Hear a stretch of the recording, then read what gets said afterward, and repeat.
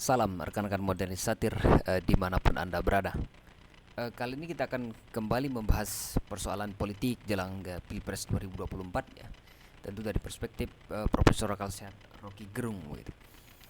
Kita akan membacakan berita yang diturunkan oleh Liberté. Anies ungkap kriteria nomor 0 cawapresnya. Rocky Gerung sebut satu nama, tidak pernah jadi pejabat. Pengamat politik Rocky Gerung menyebut satu nama yang sangat memenuhi kriteria bakal calon wakil presiden Anies Rashid Baswedan. Baru-baru ini Anies menambahkan kriteria bernomor 0 yang harus dipenuhi oleh bakal calon wakil presidennya. Kriteria tersebut adalah tak bermasalah dan berani begitu. Nah, kalau kita perhatikan bagaimana Anies Rashid Baswedan mengumpankan ke hadapan publik siapa yang akan menjadi calon wakil presidennya yang akan mendampinginya di Pilpres 2024 mendatang ya. Paling tidak bahwa Anies memberikan semacam petunjuk bahwa yang mendampinginya sebagai cawapres itu adalah yang bernomor 0 ya, yang harus dipenuhi oleh bakal calon wakil presiden dengan kriteria tak bermasalah dan juga berani.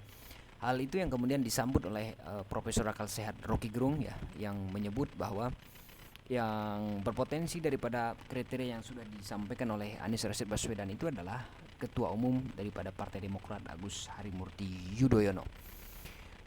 Bagi Rocky Gerung bahwa dari segi potensi tentu AHY ada di depan dan Anies dia memerlukan seorang yang lepas dari segala macam kontroversi. Karena kita tahu bahwa Anies yang menyebutkan bahwa yang tidak memiliki masalah ya, karena segala macam kontroversi yang mudah saja dibuat sedemikian rupa ya, apalagi dengan kehadiran banyak sekali buzzer-buzzer politik yang selalu saja mengungkit-ungkit segala sesuatu yang erat kaitannya dengan jagoannya mereka masing-masing, dan juga untuk menunjukkan aib-aib daripada lawan yang tidak mereka yang tidak mereka dipesankan untuk didukung gitu. Itu artinya bahwa kehadiran daripada buzzer politik dalam dalam pencapresan untuk Pilpres 2024 mendatang memang cukup berkecamuk ya, dan masing-masing daripada posisi daripada pendukung capres masing-masing juga memiliki sebenarnya tim-tim yang berupaya untuk memoles pasangan capres di media sosial agar terlihat lebih oke begitu, terlihat lebih tidak bermasalah dan juga terlihat lebih dekat kepada masyarakat.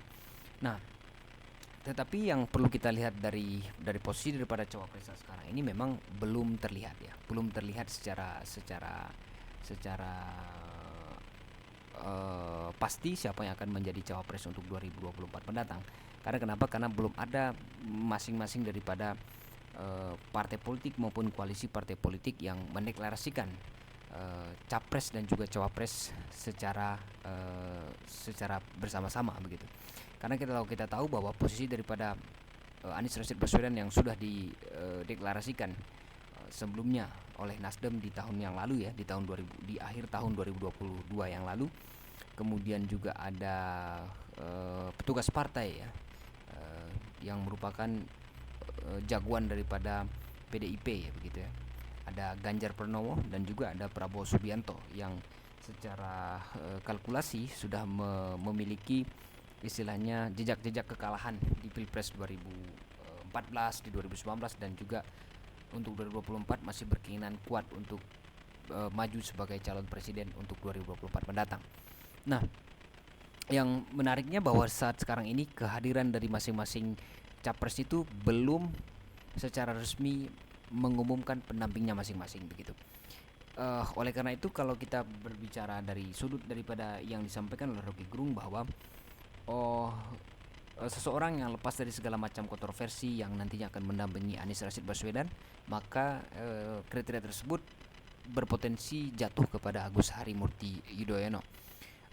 Rocky mengatakan bahwa yang pertama karena memang AHY ini kan bebas dari permasalahan korupsi dan nepotisme ya.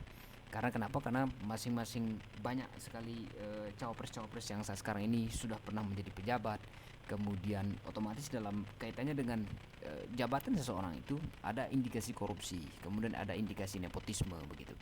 Dan yang terjadi karena memang Agus Harimurti Yudhoyono sebelumnya berada di wilayah militer ya, belum pernah menjadi pejabat di level manapun, otomatis AHY bagi Rocky Gerung adalah terlepas dari persoalan-persoalan kontroversi begitu.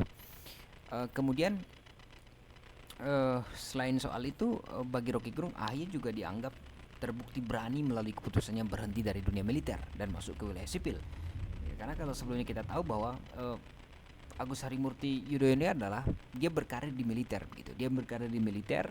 Kemudian sebelum Pilkada DKI tahun 2017 ya, kalau kita mengingat sejarah bagaimana karir daripada seorang Agus Harimurti Yudhoyono yang kemudian ikut di Pilkada DKI tahun 2017 pada waktu itu, di mana di situ ada Anies, ada Ahok, kemudian juga ada Agus Harimurti Yudhoyono yang dalam posisi Pilkada DKI 2017 meskipun AHY kalah pada waktu itu, tetapi secara kesatria mengakui kekalahannya pada waktu itu ya. Nah, sehingga apa yang disampaikan oleh Rocky Gerung ini sebenarnya adalah salah satu petunjuk sebenarnya bagi apa yang disampaikan oleh Anies Rashid Baswedan yang mengatakan tidak memiliki masalah dan juga seseorang yang berani begitu. Nah, memang sebelumnya kalau kita perhatikan, Anies sempat mengungkapkan 5 kriteria bakal calon wakil presidennya. Kriteria tersebut adalah dapat membantu kemenangan ya, hal yang normatif lah sebenarnya, dapat membuat koalisi menjadi solid, bisa membantu proses pemerintahan, memiliki visi yang sama, kemudian berkepribadian baik serta memiliki chemistry yang baik dengannya begitu. Karena kalau kita tahu bahwa sangat susah sebenarnya kalau memang pasangan capres dan juga cawapres tidak memiliki chemistry yang sama, tidak memiliki visi yang sama di dalam mengatur negara yang cukup beragam ini begitu. Kemudian seiring berjalannya waktu memang Anies menambahkan kriteria baru dan nomor 0 ya, menambahkan kriteria nomor 0 yaitu tidak bermasalah dan juga pemberani. Ucapan Anies itu seperti yang dikutip oleh suara.com itu kan seperti ini sebenarnya. Saya rasa dalam perjalanannya kelihatannya ada kriteria nomor 0. Dulunya saya masukkan itu, yaitu tak bermasalah dan berani. Karena kalau ada masalah mudah sekali kesandung sekarang ini begitu. Jadi Anies Rashid Baswedan sebenarnya sebagai sosok calon presiden untuk 2024 mendatang memang membaca ini sebagai sosok yang memang punya pengalaman ya. Karena kita tahu bahwa Anies Rashid Baswedan didera berbagai guncangan-guncangan, kasus-kasus hukum ya, seperti misalnya ada kasus yang saat sekarang ini mungkin berhembus di publik soal Anies akan ditersangkakan oleh KPK begitu. Jadi menjadi sangat tidak mungkin kalau misalnya nantinya Anies salah memilih cawapres, sehingga kalau memang salah memilih cawapres nantinya posisi daripada Anies tentu sangat berbahaya untuk Pilpres 2024 mendatang. Hal-hal yang seperti ini yang kemudian dibaca oleh Anies Rashid Baswedan menjadi bagaimana ia harus bijak menentukan siapa yang akan menampinginya di Pilpres 2024 mendatang. Karena itu kriteria soal keberanian, kriteria soal tidak memiliki jejak-jejak persoalan di masa lalu adalah salah satu bentuk bagaimana kehati-hatian Anies Rashid Baswedan untuk menentukan pasangan yang akan mendampinginya di pemerintahan berikutnya gitu. Meskipun kita berharap bahwa yang dilakukan oleh Anies Rashid Baswedan tentu dengan bacaan dan juga kalkulasi politik yang matang, baik itu dari tim koalisi perubahan dan juga perbaikan ini maupun dari internal daripada Anies Rashid Baswedan sendiri begitu.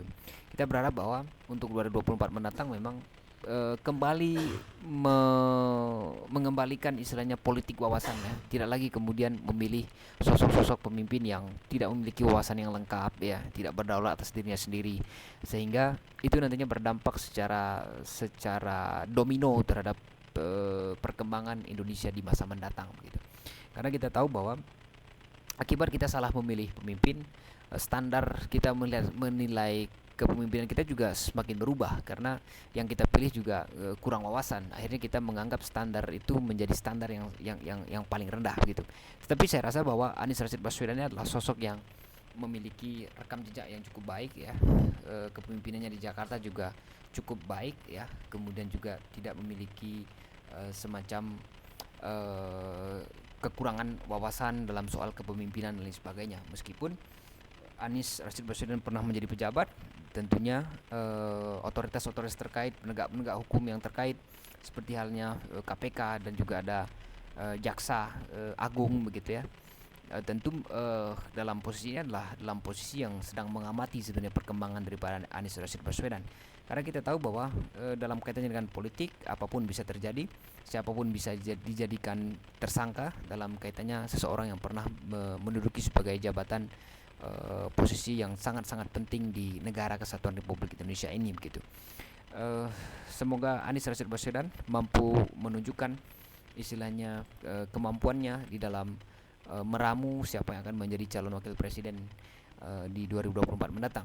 Meskipun komposisi sipil dan juga militer masih menjadi salah satu pertimbangan yang paling penting untuk dilihat, karena kita tahu bahwa di kepemimpinan-kepemimpinan sebelumnya komposisi-komposisi yang seperti ini masih saja dipertimbangkan, dan tentunya bahwa apapun yang nanti diputuskan oleh koalisi perubahan dan juga perbaikan ini memang mampu membawa Indonesia lebih lebih baik lagi, lebih bisa merubah seluruh tatanan yang sekarang ini banyak sekali persoalan.